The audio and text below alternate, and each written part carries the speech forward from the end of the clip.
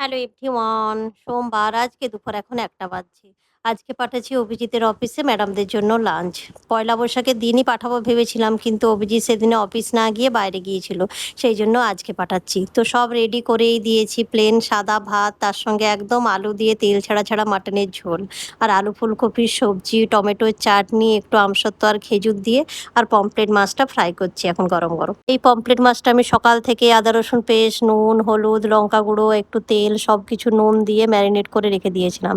এখন কড়া করে ভেজে দিলাম, একদম গরম। আর খাবার আগে গরম করারও দরকার নেই, প্রত্যেকটা খাবারই গরম আছে।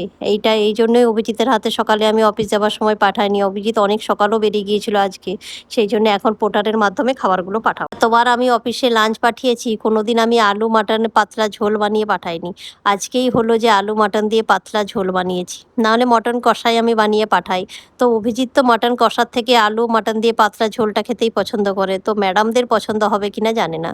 তো দেখি ফার্স্ট টাইম আজকে পাঠিয়েছি, কেমন লাগে ম্যাডামদের। বাকি রান্না তো প্রায় পাঠাই। তো টমেটোর চাটনি খেতেও ম্যাডামটা খুব পছন্দ করে, তাই অনেকবারই যখনই আমি লাঞ্চ দিই টমেটোর চাটনিটা বানিয়ে পাঠাই। তো চলুন, হয়েই গেছে আমার সব প্যাক করা। অভিজিতের অফিস পৌঁছাতে পোর্টারে করে পাঠাবো, তো আধ ঘন্টা সময় লাগবে, একদম লাঞ্চের টাইমেই পৌঁছে যাবে। আর যেহেতু খাবার সব গরম গরম আছে, কোনো গরম করারও দরকার হবে না, সঙ্গে সঙ্গেই লাঞ্চ করতে পারবে।